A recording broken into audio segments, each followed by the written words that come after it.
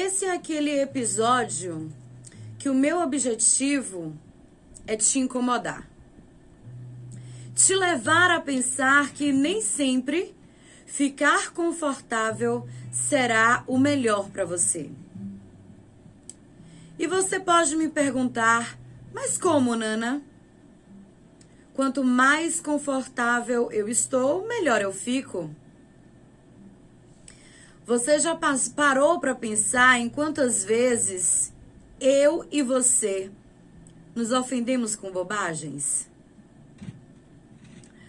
Ou que todo crescimento dói? Ou até mesmo que para extrair de nós o melhor, na maioria das vezes é necessário dor. Eu vou ilustrar para você entender melhor. Você conhece o diamante, certo? Se nunca viu um, já ouviu falar com certeza. E sabe que eles são caríssimos. Mas você já parou para pensar, para analisar o processo que aquela pedra linda e exuberante passa até chegar naquele estado de beleza e raridade? O que a torna tão cara? São alguns processos, mas quero destacar um com você hoje. O processo de lapidação. Veja algumas informações que eu extraí do site da Super Interessante. O processo que, além de aperfeiçoar o formato do diamante, serve para poli-lo. É feito de maneira artesanal. A qualidade da lapidação não apenas é fundamental para determinar o valor de uma joia, como dá brilho e beleza à pedra. Como o diamante é o material mais duro que se conhece na natureza, lapidá-lo não é moleza. Sem contar o alto risco de estragar a caríssima pedra. Quase sempre os lapidadores, os lapidários, a quem se confia pedras maiores, têm mais de 50 anos de idade. Não é um lapidador novo. Não é um lapidário novo. Isso porque leva muito tempo para aprender todos os macetes do processo. Há duas formas de cortar o diamante bruto. Na clivagem, que é o método mais comum, o diamante é partido com um rápido golpe. Em algumas pedras, essa técnica não funciona muito. Usa-se, então, a serragem. Processo longo e tedioso. Feito com uma serra elétrica rotatória, ou mais recentemente, com raios laser. Depois do corte, vem a etapa do bloqueamento, em que o diamante é raspado em outro até que se aproxime do formato desejado. As facetas são como as chamadas várias pequenas faces de um diamante. São feitas na etapa seguinte, a chamada de abrilhantamento. Em geral, os brilhantes são pequenos. São pequenos lapidados em um único dia. Já nas pedras grandes, acima de 20 gramas, esse trabalho pode levar até mais de um ano. Um ano para lapidar uma pedra grande de diamante. A pedra é caríssima pela sua raridade e pelo empenho que o lapidador precisa ter para obter um resultado final. Aqui você é o diamante que Deus está lapidando durante toda uma vida. Às vezes é preciso perder parte de nós para que o resultado final seja brilhante. Bom dia.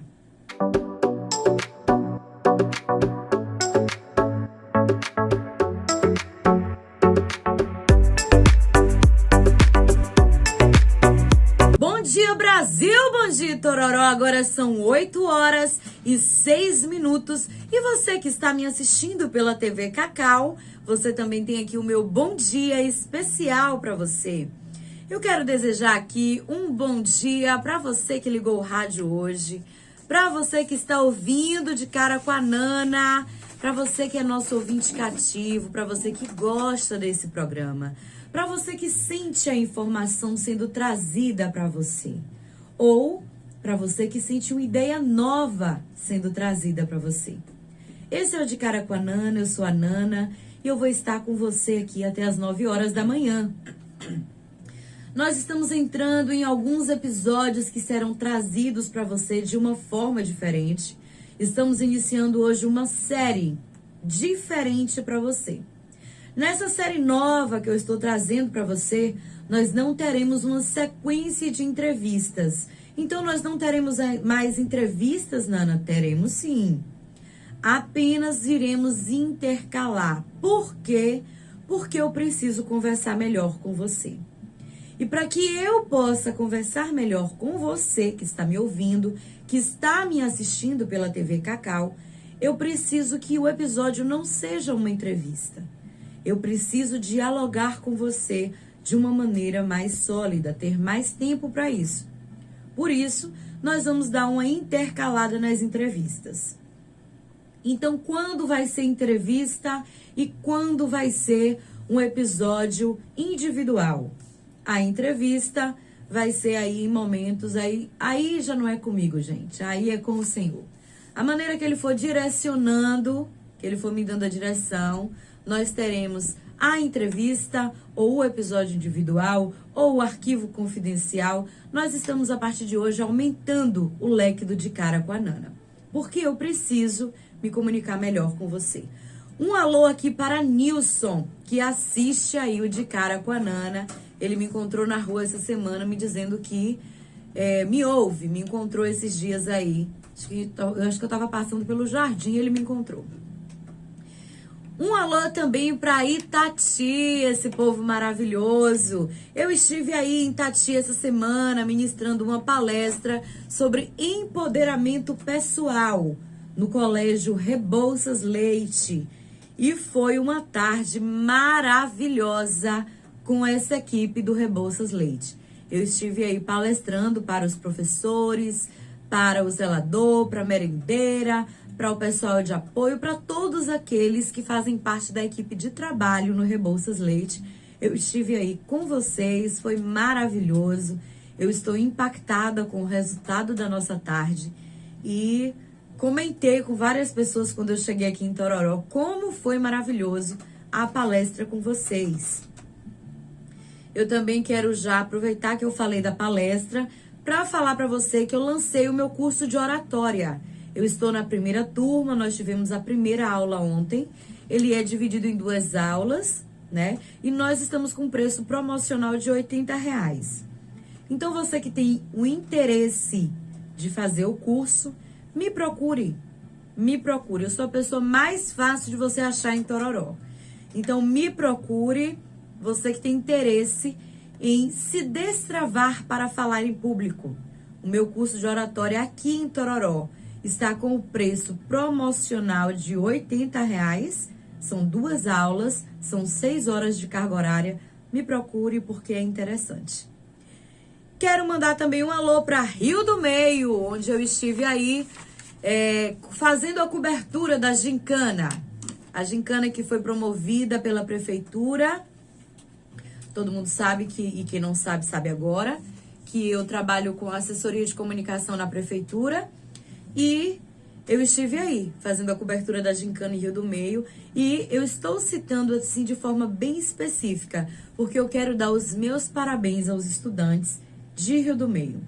Gente, quanta criatividade esse povo tem, quanta entrega, quanta liderança. Eu achei muito justo a equipe que ganhou em primeiro lugar, porque o líder, aquele menino, ele é um líder nato. Eu observei, eu sou muito de observar as pessoas, né? E aí agora, depois de estudando psicanálise, aí é que a gente observa mais ainda. E eu quero dar aqui os meus parabéns, né? a todos os líderes de equipe, a todos vocês. Vocês são muito criativos. Eu fiquei, assim, maravilhada com o que eu pude assistir de forma tão educativa naquela gincana. Um alô para Rua de Palha. Eu tive um ouvinte aí na semana passada que, depois do episódio das mães... Foi isso, né, Emily? Depois do episódio das mães? Foi. Depois do episódio das mães, ela me procurou, mandou mensagem aí pro WhatsApp da rádio. E aí eu recebi a mensagem dela. E aí depois respondi também. Emily encaminhou a mensagem para mim, eu respondi, Emily encaminhou para ela. Então, um cheiro para vocês aí, tá? E um alô para Gilvan e para minha avó Lindalva, que está aí ouvindo o programa aí na Clínica Sari. Um cheiro para vocês, um bom dia e um bom procedimento para vocês aí hoje. Você que está ouvindo de Cara com a Nana, o nosso tema de hoje é conforto ou confronto? O que você quer escolher? Claro que quando nós pensamos em conforto ou confronto, a gente quer o conforto. Mas o conforto te faz crescer? O conforto te faz amadurecer? Você sabe qual é o preço da maturidade? Ele é caro, mas é o mal necessário. Você já parou para pensar em como o desconforto do processo pode te fazer crescer? Hoje a gente vai falar de processo. O que você vai escolher? O conforto ou o confronto? Você que está pelo rádio vai ouvir agora. E você que está me assistindo pela TV Cacau poderá ver. Além de ouvir, poderá ver. Um trecho da pregação de Luciano Subirá, que é pastor e mestre na palavra, e quero que você preste muita atenção nesse trecho que você vai ouvir. Esse trecho é de uma pregação dele. Você que quiser procurar aí no YouTube essa palavra, você vai poder aí procurar O Preço da Maturidade, Luciano Subirá, se você quiser assistir na íntegra. E, gente, é fantástico. Eu separei só um trecho com alguns minutos e eu quero que você preste muita atenção, porque depois nós vamos comentar sobre isso no programa de hoje. Então preste muita atenção no que ele fez com o filho dele para ensinar a maturidade. O tempo de maturação é necessário para o que você vai viver depois. Assista aí e ouça Luciano Subirá com O Preço da Maturidade. Primeiro a erva, depois a espiga, depois o grão cheio na espiga, mas só quando tiver madura é que se lhe mete a foice. Você não planta uma semente num dia para colher no outro. O reino de Deus tem processos no plano espiritual, assim como tem processos no reino natural. Quem está entendendo, diga amém. Então, maturidade é importante e necessária, mas não é instantânea. Não é algo que vai acontecer sem tempo. Mas a pergunta principal não é essa. Talvez a pergunta principal que eu e você tenhamos que fazer é: só o tempo garante a maturidade? Também não. Hebreus 5,12 diz: quando vocês já deveriam ser mestres, em razão do tempo decorrido, vocês têm necessidade de que de novo se vos ensine os princípios elementares do reino de Deus. Em outras palavras, ele está dizendo: vocês já têm tantos anos de janela de vida cristã que era para estar ensinando, mas além de não estar ensinando, nem aprendendo vocês estão. Toda hora a gente tem que reensinar o beabá da fé. Então só tempo garante? Não. Para se viver maturidade, nós vamos precisar entender a importância da soma de tempo com algo mais.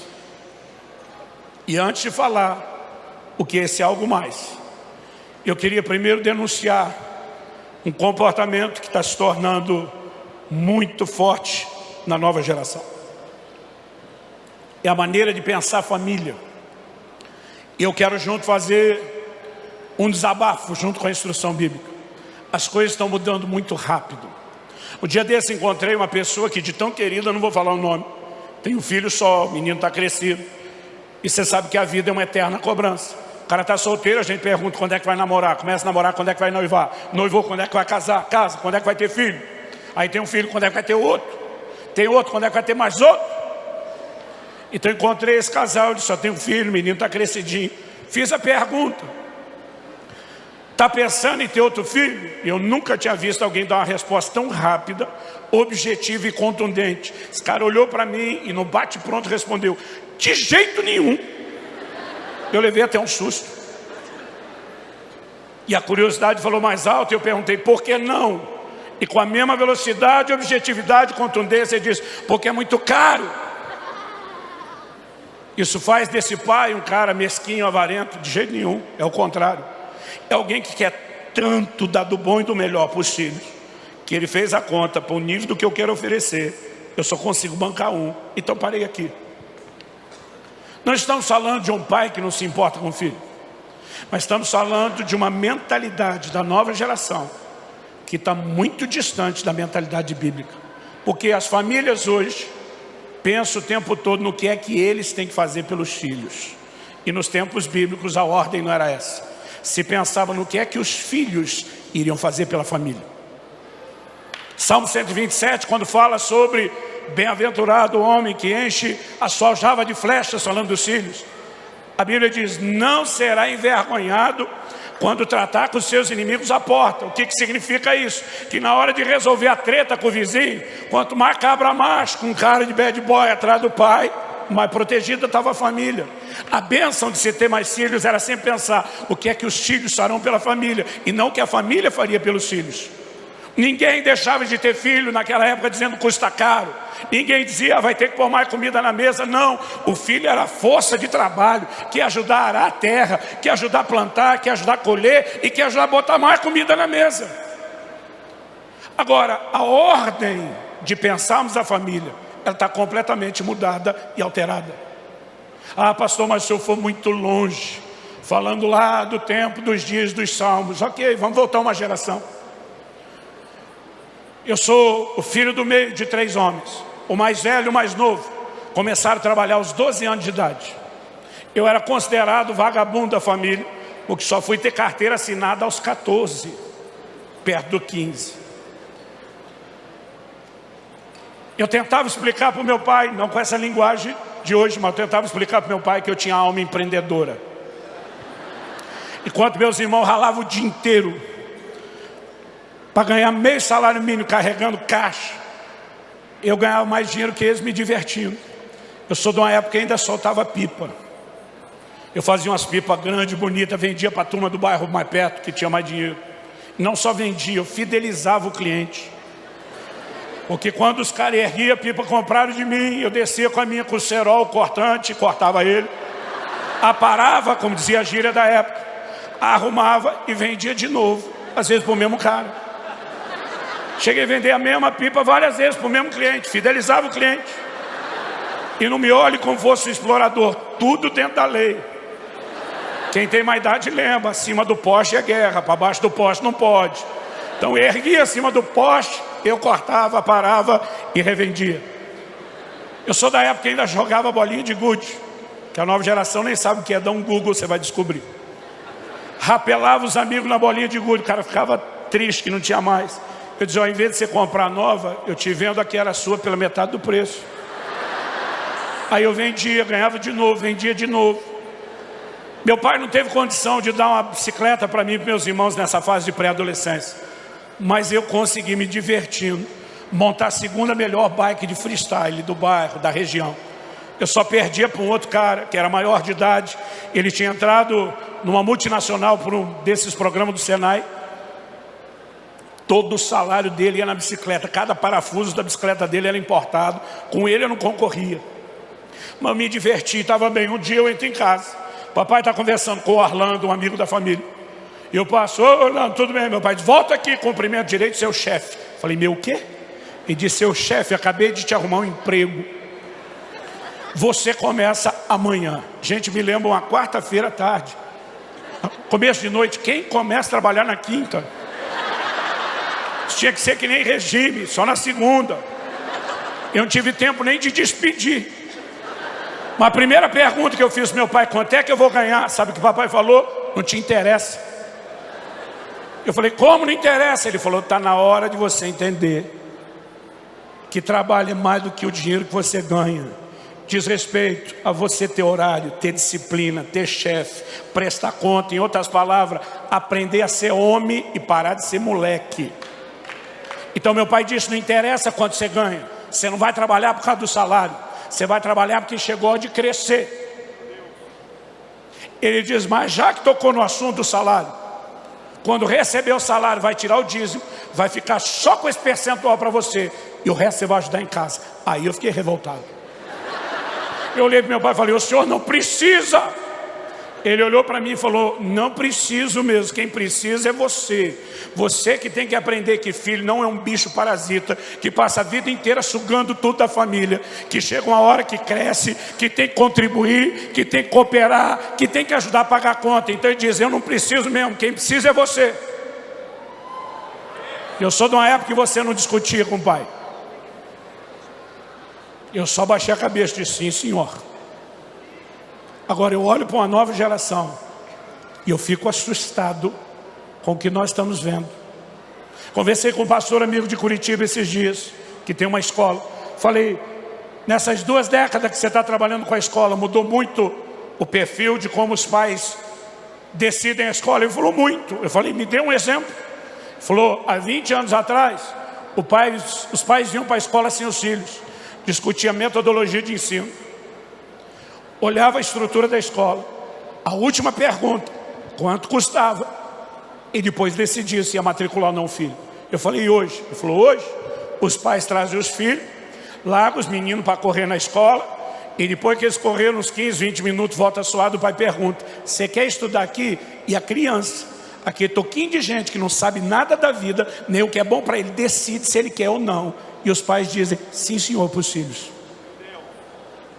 O que nós não estamos percebendo é o que nos está sendo roubado. Então deixa eu ser honesto com você. Algo precisa mudar nessa mentalidade que nós temos de família. Um dia desse, alguém da minha igreja desabafou, falou, pastor, essa nova geração é muito mimada. Eu olhei para ele e falei, quem foi que mimou? A escultura saiu ruim e a culpa é da pedra. Eu falei, ninguém deveria estar se queixando da nova geração. A gente tinha que estar se queixando de quem está criando a nova geração. E naquele momento eu aproveitei para ter uma conversa séria com alguém que não cumpriu o seu papel que deveria como pai. Eu sei que aqui nós temos 2 tipos de gente. Eu sei que eu não estou falando para tantos pais quanto os filhos, mas cada um de vocês, filhos, são futuros pais. Então deixa eu te dizer algo.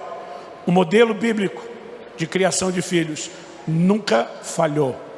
A gente só tem desordem familiar quando a gente se afasta do padrão de Deus. E nós precisamos voltar a um lugar onde a gente entenda algo que hoje é difícil explicar do ponto de vista espiritual para uma geração que não tem referência no natural. Eu vou chamar isso de processos. Pais que dão aos filhos tudo o que querem sem ensiná-los a esperar a hora. Pais que não colocam limites. Pais que acharam que os seus pais foram muito duros e decidiram aliviar a vida dos seus filhos. Não sabem o dano que estão trazendo na formação do caráter deles ou na deformação do caráter deles. Nós precisamos entender que Deus não vai jogar o jogo que alguns pais decidiram jogar. Tem muitos filhos que cresceram sem saber o que é correção ou confronto. Agora, Deus não vai se dobrar à educação mimada que você teve dentro de casa. Ele vai continuar dizendo o que ele diz lá no livro de Hebreus. O pai corrige o filho a quem ama. E se você está sem correção, é bastardo, não é filho. Deus está dizendo, não me importa se o seu pai ou sua mãe ou seus pais não colocaram limites. Eu vou colocar limites para você. Eu vou ensinar, eu vou te fazer esperar, eu vou dizer não, eu vou te corrigir. Processos. E os processos deveriam ter um papel enorme no nosso crescimento e na nossa maturidade. Mas muitas vezes, porque nós não vivemos o processo na dimensão natural, a gente não consegue entendê-lo na dimensão espiritual. E quando eu olho para a Escritura, eu vejo muito, mas muito volume de informação a respeito desses processos. Eles são importantes, eles são necessários. Quando meu filho completou 18 anos de idade, ele foi estudar nos Estados Unidos. Tinha ganho uma bolsa para passar 4 anos estudando no IHOP de Kansas City. Eu lembro quando foi chegando a hora dele ir, eu chamei ele e falei: filho, vem cá, vamos ter uma conversa séria. Porque o menino, perto de fazer 18 anos de idade, ninguém lá em casa, nenhum dos 2 filhos, tinha permissão de falar em namoro antes dos 18 anos de idade. Outro dia alguém me falou: onde é que está na Bíblia isso? Falei: a Bíblia manda obedecer o pai. Pronto, está aí. Se fosse para obedecer só Deus, Deus não mandava obedecer o pai, dizia: só me obedeça. Então eu falei para eles: casamento não é uma união só de pessoas, deveria ser uma união de propósitos. Enquanto vocês não tiverem um mínimo de maturidade para entender o propósito de Deus para vocês, para saber avaliar o propósito de Deus na vida de outro, não adianta seguir o hormônio ou uma emoção imatura e tomar uma decisão permanente. Então eu dizia: o fato de que não pode antes dos 18 não significa que com 18 já vai ter permissão, mas antes não tem negócio. E meu filho soube esperar isso, mas quando está chegando perto dos 18, está esperando para formalizar o início do relacionamento, ele já estava falando de casar em pouco tempo. Então um dia eu conversei com meu filho e disse: filho, preste atenção, alguém que não sabe cuidar do seu orçamento como solteiro não merece ter uma família para cuidar. Mais de 50% de divórcios, mesmo entre cristãos, tem origem em problemas financeiros e na imaturidade das pessoas em lidar com dinheiro. Então eu falei: se não sabe cuidar do seu orçamento como solteiro, não tem permissão para casar. Então vamos focar o treinamento nisso. Eu falei: você acha que você está muito maduro, mas eu quero te mostrar que ainda falta alguma coisa, mas eu quero te apoiar. Então se falta maturidade, eu vou te botar na estufa, vamos acelerar o processo.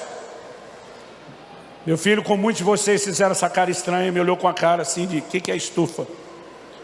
Talvez você já viu os seus avós colocar banana embrulhada num jornal debaixo do fogão para acelerar a maturação. Aí meu filho ficou olhando com a cara de não sei o que é isso. Falei: então deixa eu explicar na linguagem da sua geração. Vai ser eu batendo na sua cara e dizendo: 02, pede para sair. E vendo quanto é que você aguenta. Eu falei: você está disposto a jogar o jogo? Ele falou: eu estou. Eu falei: você não sabe a intensidade. Ele falou: mas eu confio no senhor. Ele falou: o senhor não vai exigir de mim nada que eu não consiga acompanhar. Eu falei: então vamos lá, sua primeira lição, tem que aprender a cuidar do orçamento. O que você ganha por mês do seu trabalho à distância, na hora que faz a conversão para o dólar, sumiu, não é nada. Ah, mas tem um mantenedor que Deus levantou para me abençoar. Legal, também não supre o seu orçamento. Sentamos, fizemos as contas do que era o orçamento mínimo para sobreviver no modo estudantil. E ele falou: falta. Ele falou: o senhor não me ajuda? Eu falei: claro que eu ajudo. Mas para te ajudar mesmo, eu só vou dar o básico para você sobreviver. Porque se eu tornar a sua vida muito fácil, eu lá na frente vou tornar a sua vida difícil. Então eu prefiro tornar a sua vida difícil agora para fazê-la mais fácil lá na frente. Então, além de eu não te dar nenhum luxo, eu só te mando dinheiro no primeiro dia de cada novo mês. Então você faça a conta, vê o que é despesa fixa, o que é que sobrou para comer. Se vai pegar o que sobrou, dividir por 30 e todo dia só come aquilo. Falei: eu prefiro comer 4 dias mal e no quinto lavar a alma. Mas cada um faz do jeito que quer. Não me importa como você vai fazer o seu orçamento, só não me peça dinheiro antes de virar o mês. Tá bom. Eu falei: tá bom não, repete o que eu falei. Repetiu. Falei: você sabe quando seu pai fala, é que nem diz a Bíblia, o decreto dos reis da Média e da Pérsia, é irrevogável, não tem volta. Você está entendendo, filho? Estou entendendo. Primeiro mês, beleza. Segundo mês, beleza. Final do terceiro mês, a gente falava todo dia no WhatsApp, mas faltavam 3 dias para terminar o mês, a conversa começa diferente. Já levantando aquela bandeira vermelha para qualquer pai. Ele começa dizendo assim: então, pai. Digo: então o que, meu filho? Falou: pois é, eu sei que ainda falta 3 dias para terminar o mês. O senhor não pode me adiantar o dinheiro do próximo mês? Falei: não posso não. Eu falei, o senhor está sem dinheiro? Eu falei, claro que não, filho, o dinheiro está parado na conta. Então por que não pode mandar? Eu falei, porque não é a data, é só quando termina o mês. Mas pai, só falta 3 dias. Eu falei, te digo mesmo, só 3 dias você espera. Ele falou, pai, na verdade, é que o meu dinheiro acabou. Eu falei, filho, eu suspeitei isso desde o início, mas o problema é seu, não é meu. Papai falou para você se organizar. Pois é, mas não tem jeito. Eu falei, não tem jeito. Ele falou, pai, o senhor não está entendendo a gravidade. Eu falei, então me esclareça a gravidade. Ele falou, eu não tenho o que comer. Eu não tomei café da manhã hoje, eu não almocei. Eu não tenho o que comer nesses 3 dias. Agora olhe para cá. Diante de Deus, sabe o que eu falei para ele? Jejua. Falei, você já fez pelo menos 2 jejuns de 3 dias na água e não morreu. Não é agora que vai morrer. Pai, o senhor está de brincadeira? Falei, diante de Deus, não estou não. Pai, falei, jejua. Falei, já foi sua aula da sexta de manhã. Agora sábado, domingo não tem aula. Até a segunda o dinheiro chega. E se você não tiver força, fica deitado lá no chão da casa de oração. Os 3 dias nem sai de lá. Agora é lógico que a sabedoria nos ensina algo. Não falei nada para a mãe do menino. Esperei passar os 3 dias. Mandei o dinheiro, o menino comeu, sobreviveu. Aí fui dar notícia para dona Kelly. Falei, esse seu filho é uma benção, hein? Minha mulher, e não é? Falei, não, é sério. O menino fez outro jejum de 3 dias na água. Aí minha esposa olha para mim e diz, glória a Deus. Aí a consciência pesou. Eu falei, eu preciso falar mais. Falei, tá certo que eu tive uma participação. Ela falou, você é um pai incentivador? Aí me doeu mais a consciência. Falei, dessa vez foi mais do que incentivo. Ela olhou como assim? Falei, eu mandei ele jejuar. Falou, não, quando você tem esses comandos de Deus, eu falei, não bota Deus no meio não, mulher. Eu mandei porque eu quis. A mulher parou, olhou e falou, o que é que você não está me contando? Eu falei, eu estou contando a prestação. Quando eu falei que mandei o menino jejuar e que ia mandar o dinheiro, ela fez aquela cara de, você fez isso com o meu nenê? Eu falei, para de pensar e não ouse falar, porque ele não é mais nenê, ele é maior de idade e está falando em casamento. Aí eu falei, amor, mas na boa, até meu coração está apertado. Mas o Espírito Santo falou comigo, se você amolecer na primeira, ele vai folgar todo mês. Ensine ele, faça ele crescer e se tornar homem. Eu falei para ela, então nesse momento eu preciso que você confie em mim. Ela disse, o que você falou para ele? Eu falei, me vinguei do que meu pai falava para mim. Eu falei, um dia você vai me entender e vai me agradecer. Esperei a vida inteira para falar isso.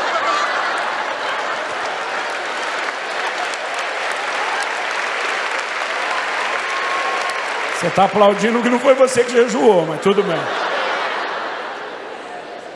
Depois do jejum, falei, filho, nunca mais você vai descuidar do seu orçamento. Ele falou, nunca mesmo. Falei, próxima lição. Se você fez tudo certinho no seu orçamento e de repente algo fugiu ao controle, assim um imprevisto. Ele falou, aí posso te ligar? Eu falei, também não. Eu falei, a segunda lição que você tem que aprender. Quantos milagres de provisão você viu dentro da sua casa enquanto crescia? Ele falou, muitos, pai. Eu falei, pois é, está na hora de você descobrir o seu Deus e não só o Deus do seu pai. Então não importa se você fez tudo direitinho, faltou, não me liga, vá se resolver com Deus. 2 meses se passaram depois do jejum compulsório. O dinheiro dele acabou 2 dias antes de terminar o mês. Primeira coisa que ele pensou, quem jejua 3, jejua 2. Mas ele ficava lembrando do que eu falei. Está na hora de você conhecer o seu Deus. E ele um dia estava na casa de oração, ele começou a orar e dizer, Senhor, eu não quero jejuar hoje na marra não. Eu tenho feito isso por amor ao Senhor, mas hoje eu não quero não. Eu quero ver o que o Senhor pode fazer. E ele começou a orar e orar e orar.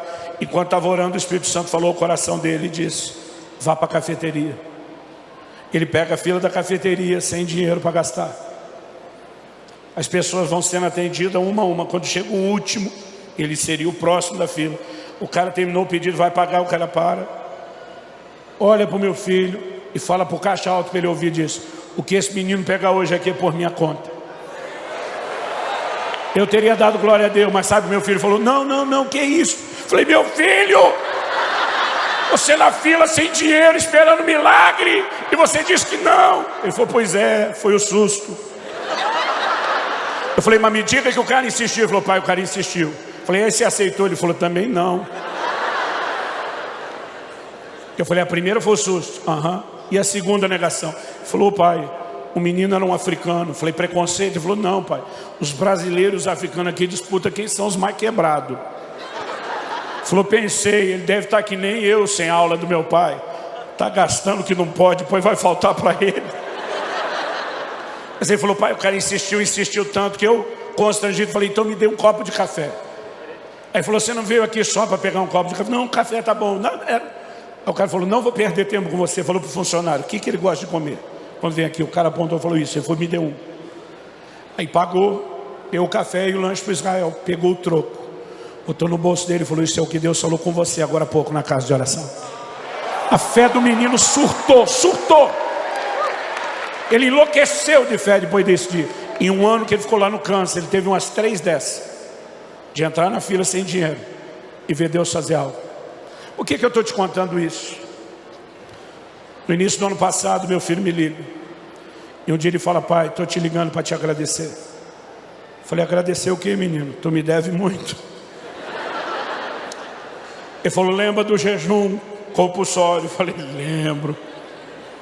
Sua mãe mais do que eu. Ele falou, o senhor disse que um dia eu ia te agradecer. Eu estou ligando para te agradecer. Ele falou, pai, se você tivesse me poupado do desconforto do processo, o senhor teria me poupado da maturidade que veio depois. Ele diz, o senhor me ensinou a ser um homem e cuidar da minha família, mas o senhor também me ensinou a ser um homem de Deus. Quando meu filho foi casar, ele tinha um furo de $500 no orçamento. Eu falei, como é que você vai fazer? Porque eu não vou te bancar. A Bíblia diz, deixará o homem seu pai e sua mãe, se unirá à sua mulher, nós vamos cortar o cordão umbilical. Eu falei, como é que você vai fazer? Ele falou, pai, Priscila, porque ele estava com visto de estudante, não podia trabalhar, era ilegal. Ele falou, a Priscila tem cidadania, eu vou conseguir meu green card, eu vou poder trabalhar. Eu falei, isso aí pode levar mais de 6 meses. Ele falou, eu tenho uma reserva para segurar até lá. Eu falei, filho, ele falou, pai, o senhor já me ensinou, agora é minha vez, não se preocupe. Ele foi para a lua de mel, quando voltou, ele me liga e diz, pai, o pastor da igreja da Priscila me fez uma proposta para cuidar dos jovens e adolescentes, me ofereceu um salário de $2.500 por mês. Eu falei, que bênção, filho. Ele falou, pois é, mas eu falei para ele que só aceitava se fosse como voluntário. Eu falei, você o quê, menino? Falou, falei para ele que só aceitava como voluntário. Falei, você tem família agora? Foi o pastor, me falou a mesma coisa. Falei, já te ocorreu que eu e ele estamos certos? Ele falou, pai, o senhor mandou vir para essa nação com a mentalidade de dar e não receber, lembra? Falei, lembro. O senhor me ensinou a ser responsável, mas também me ensinou a crer em Deus e ouvir o Espírito Santo, lembra? Falei, lembra. Ele falou, então eu sei o que eu estou fazendo. E eu vou dizer para o senhor que eu falei para aquele pastor, assista de perto o que é que Deus vai fazer na minha vida e você vai se surpreender. Eu pensei, criei um monstro. Falei, sua esposa está de acordo? Ele falou, tá, deixa eu falar com ela. Falei, Pri, você está de acordo? Ai, pai, é como se a gente tivesse ganho na loteria. Eu falei, você se merece. Nessa hora eu entendi as dores de barriga que eu dava nos meus pais, quando eu dava meus passos de fé. Aquele mês, meu filho postou uma canção no canal dele no YouTube. E naquele ano, aquela canção teve 50 milhões de visualizações. A canção puxou o canal dele. E para resumir, até hoje, ele continua voluntário no ministério. E quem banca ele para pregar é o Google. Eu vi tanto milagre acontecer na vida financeira desse menino nesses 2 anos. E ele me liga e falou, pai, se você tivesse me poupado do desconforto do processo, eu teria sido roubado do que eu estou vivendo em Deus. E o senhor foi homem o suficiente para não me poupar. Eu estou ligando para te agradecer. Nessa hora, enquanto ele falava comigo, o Espírito Santo me disse, comece a ensinar a respeito dessas coisas em larga escala para a igreja. Eu falei, filho, qual foi o seu sentimento? Nós nunca conversamos sobre isso. Você ficou com raiva? Ele falou, pai, raiva é uma palavra muito forte. Eu fiquei indignado. Eu falei, qual foi o sentimento? Ele falou, a primeira coisa que eu pensei, que tipo de pai se recusa a dar comida para o filho? Eu falei, você não pensou que tipo de filho não ouve o pai? O conselho do pai para cuidar do orçamento? Ele falou, não, eu só me fiz de vítima. Eu falei, mas e aí? Ele falou, pai, o sentimento não durou muito. Porque eu lembrei que o senhor sempre dizia que a gente não pode avaliar um time por uma partida. Tem que ser o campeonato todo.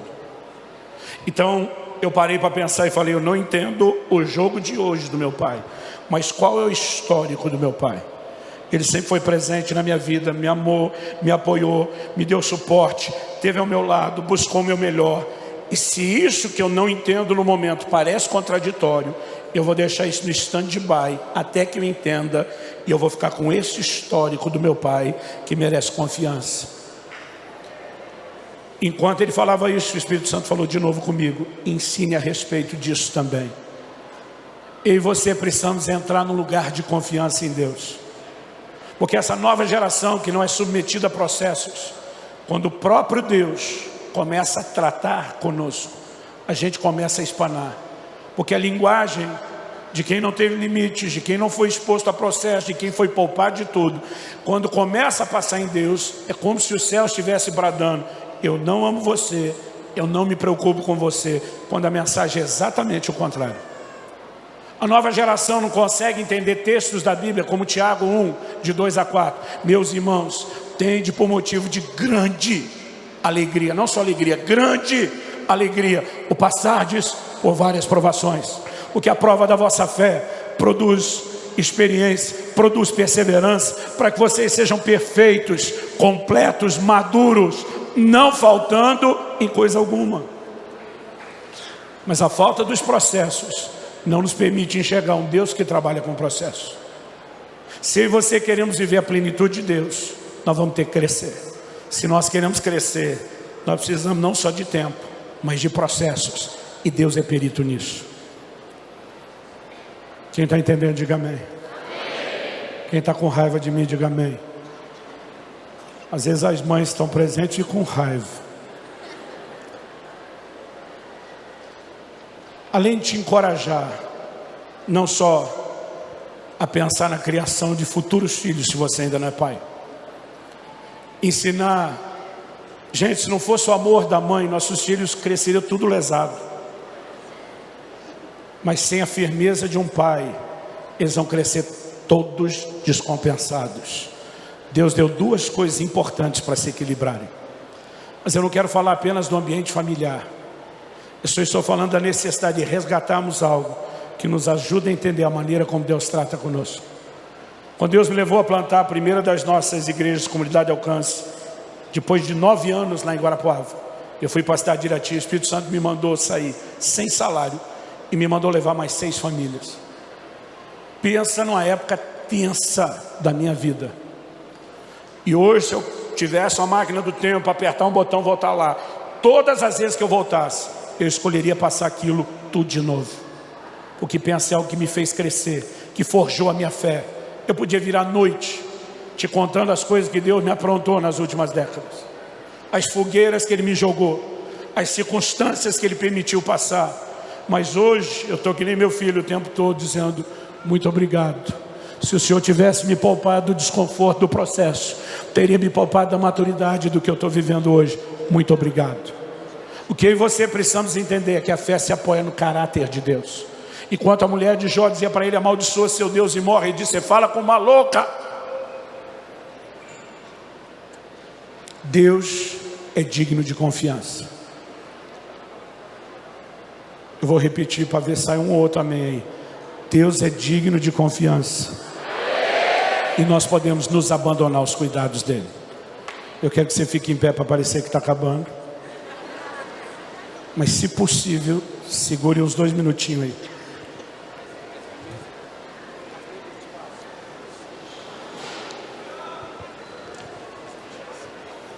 Tem gente quando vai caçar, leva uma escopeta, uma calibre 12, cano cerrado, sai chumbo para todo lado. Alguma coisa se acerta no tiro.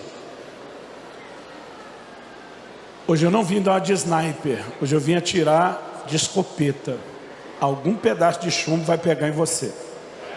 Alguma coisa do que nós estamos falando serve, mas há um grupo específico aqui dentro que tem sentido o que, usando a linguagem dos médicos, eu chamaria de as dores do crescimento. Não sei se você lembra da pré-adolescência, que doía tudo. Dói músculo, dói junta, dói tudo. Porque a gente estava sendo literalmente esticado. O crescimento estava sendo acelerado.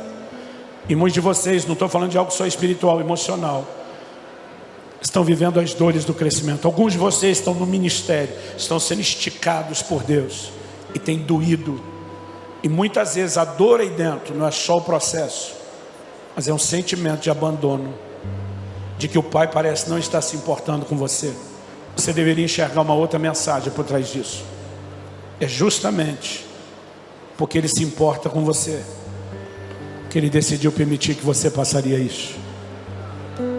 E nessa noite eu creio que vai haver um derramar sobrenatural de consolo no coração de muitos de vocês. Nós não temos tempo ou espaço para te chamar à frente. Mas se você tem vivido algum aspecto dessas dores do crescimento, e no seu caso não é físico, é mais emocional do que qualquer outra coisa, e você não apenas entendeu e vai processar o que Deus está te falando, mas você quer sair daqui debaixo de um toque sobrenatural de Deus, eu quero que onde você está, você levante bem alto a sua mão. Não é para mim que você está levantando ela, é para quem vai te tocar. Enquanto uma canção é entoada, eu quero que você faça o que sentir no seu coração. Talvez sua vontade seja apenas, de forma honesta, chorar e dizer para Deus: está doendo.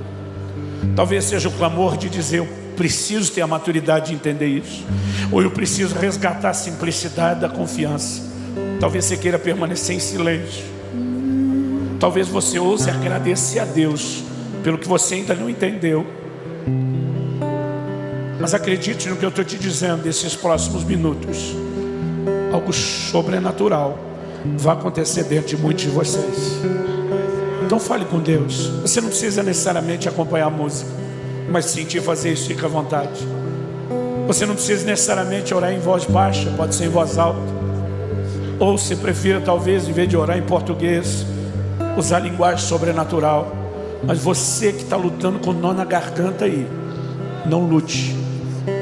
Esse choro não é um jogo emocional. Deus está mexendo em muitos de vocês, e essa noite terá resultados que só a eternidade vai nos mostrar. Fala com Deus e deixa Ele te envolver agora. Agora são 8h44 minutos e você está ouvindo De Cara com a Nana. E aí, deu para dar uma entendida aí o que é processo, o que um pai pode fazer para um filho. E a minha pergunta para você é: como você está criando seu filho? O que você entende que é ensinar? Você entende que ensinar é poupar? Você está poupando o seu filho dos processos que ele precisa viver? Já lhe ocorreu que poupar agora é justamente a dificuldade que ele vai viver depois? E que você como pai, você como mãe, está contribuindo para que o futuro dele seja mais difícil?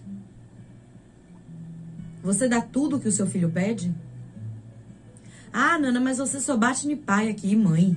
Você não fala para filho. Vai chegar esse momento. Mas sabe por que eu falo tanto para pai e para mãe?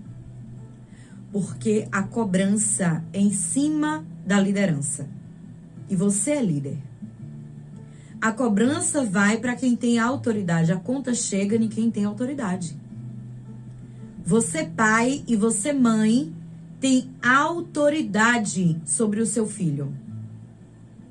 Como é que funciona na sua casa? Você abaixa a cabeça para tudo que o seu filho fala? Já tomou um tapa na cara? Porque se não tomar, vai tomar. Se não já tomou, vai tomar. Você entende que o bom pra ele vai ser você fazer todas as vontades dele? Porque ele deu uma birra, porque ele se chateou com alguma coisa? Tem certeza disso? Que criação relapsa é essa que você está dando para o seu filho?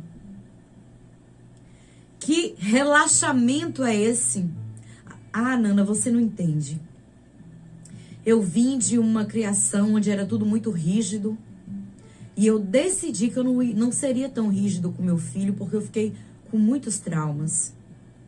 Deixa eu te falar uma coisa, meu caro ouvinte, meu caro telespectador.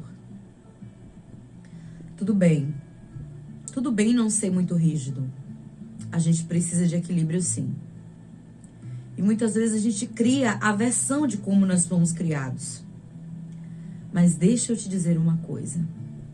Se você não ensinar o seu filho com limites, se você não ensinar o seu filho hoje o que é limite, e se você não for duro com ele, com amor, o mundo vai ser, a vida vai ser, e sem amor.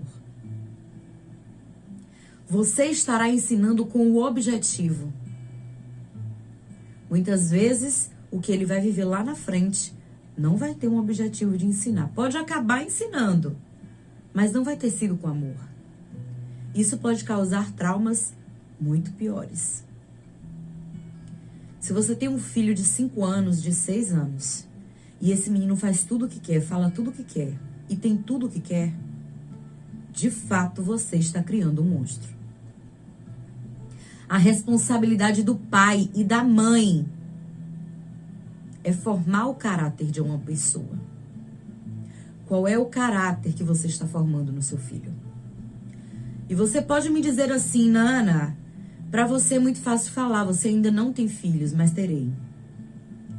E aí, quando você pensa isso e me diz algo como isso, aí eu te pergunto, para ser um ginecologista, só pode ser mulher?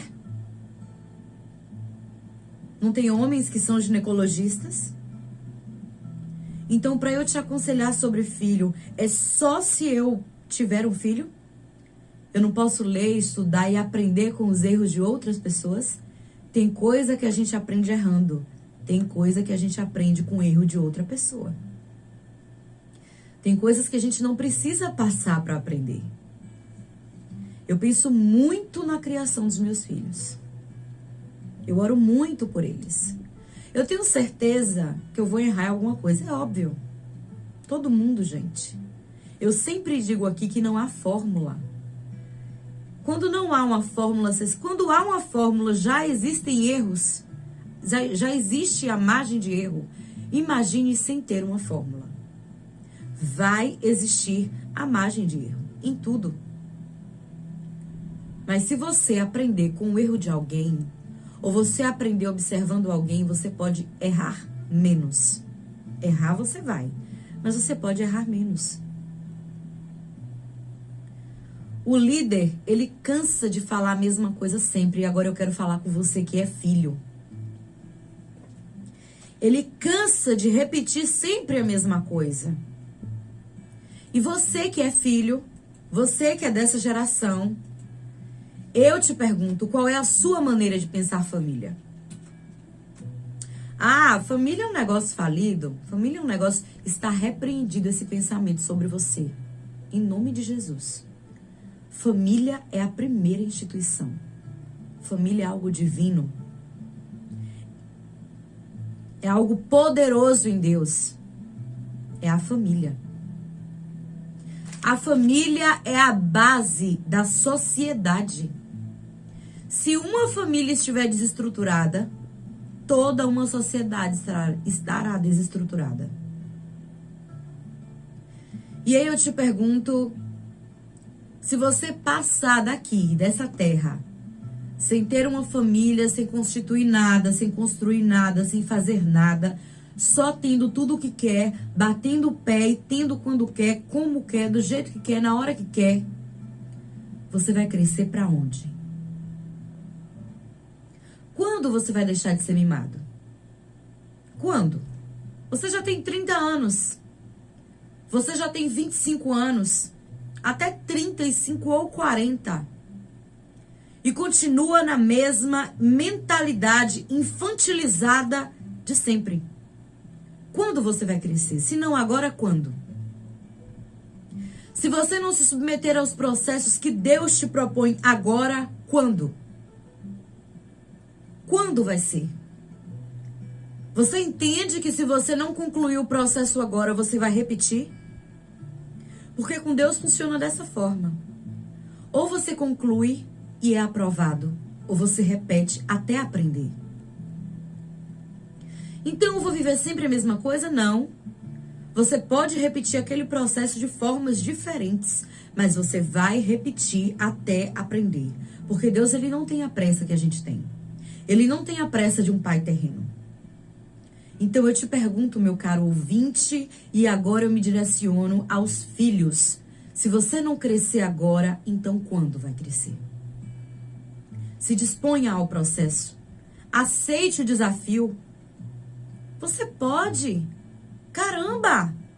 Você vai viver para sempre da mesma forma, pensando do mesmo jeito, batendo o pé para tudo. Sempre com a mesma infantilidade, se comportando como uma criança mimada, mesmo estando adulto? Se não agora, quando? Essa é a minha pergunta para você. E para você, pai, e para você, mãe, que fez tudo direitinho, que fez tudo certinho, na medida do possível, com toda a humanidade que nós temos.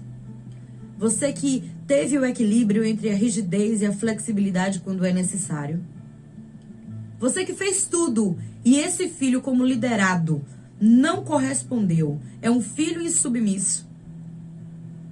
É um filho que não te respeita. É um filho que não te ouve. E você tem a consciência em Deus de que fez tudo correto. Deixa com o Senhor. E não interfira no processo. Sabe por que nós temos muitos problemas na igreja hoje e na sociedade como um todo com os maridos? Vamos falar de maneira específica? Com os maridos. Porque são homens que as mães criam como crianças. Eu já disse aqui uma frase que eu ouvi uma vez, eu li na rede social, assim, se você quer escolher um homem, se você vai escolher um marido, escolha aquele que se divorciou da sua mãe. Eu falei, caramba, que forte isso. Eu não sei quem disse isso, mas é muito forte. E de fato, é a realidade, gente. Aquele homem que é mimado pela mãe o tempo inteiro, ele não vai sustentar um lar. Se sustentar, ele pode até sustentar financeiramente, mas e emocionalmente? Qual é a maturidade que ele vai ter? Mãe, ouça o que eu vou lhe dizer. Não poupe o seu filho do processo. Pai, ouça o que eu vou lhe dizer. Não poupe o seu filho da dureza do processo. Se você poupar, ele será cobrado lá na frente. Tenha em mente que você está formando uma pessoa e o preço da maturidade é caro, mas os frutos que a gente colhe são doces. O preço da maturidade é caro, mas os frutos que a gente colhe são doces. Não poupe o seu filho. Você não está fazendo um favor para ele. Você não está demonstrando amor. O pai disciplina o filho que ama. Porque a disciplina traz a maturidade no processo. Repense a sua maneira de criar. Isso é refletido em ambientes como a escola, por exemplo. Minha mãe é professora, gente, há mais de 30 anos. Eu já trabalhei em escola, eu já vi o ambiente, já participei do ambiente. A criança reflete na escola tudo que ela recebe em casa. Essa discussão que você tem todo dia, você acha que seu filho não está ouvindo? Ele está. E ele conta na escola. Essa briga, esses xingamentos, o seu vocabulário, você acha que o seu filho não está ouvindo? Ele está. E ele reflete isso na escola. na maneira que ele trata o colega, na maneira que ele não se submete à liderança da professora. Que eu te digo uma coisa, se o teu filho não te respeita em casa, tu pode ter certeza que ele não tá respeitando a professora na escola. E aí começam os conflitos. Aí a professora te chama numa reunião de pais e aí vai te falar assim, olha mãe, olha pai, teu filho tá dando trabalho, ele não tá respeitando, ele tá mordendo o coleguinha. E aí você vai e diz, meu filho, de jeito nenhum. O meu filho não faz isso, em casa ele é totalmente diferente, na sua frente. E quando você não está? Porque eu te digo uma coisa, o caráter de que você está criando não é revelado na sua presença, é revelado na sua ausência.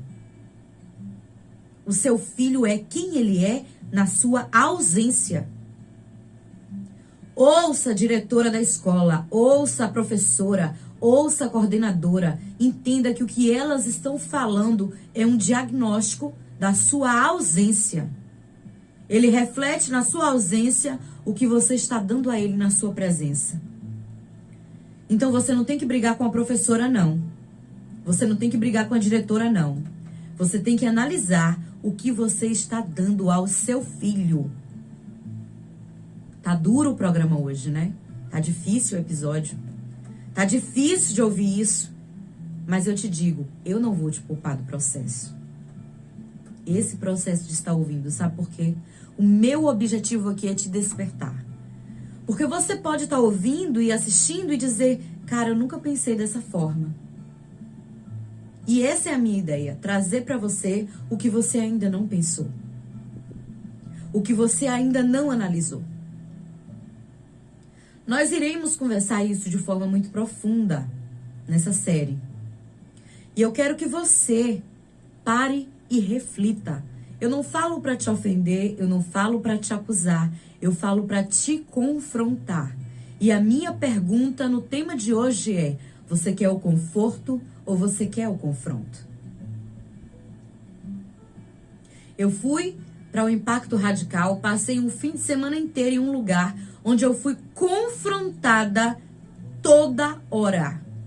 Eu me ofendia, eu chorava, eu engolia o choro e eu tinha que continuar. E eu não tive uma abstenção do processo. Eu falei, eu não vou me abster de passar por isso. Eu vim aqui para isso.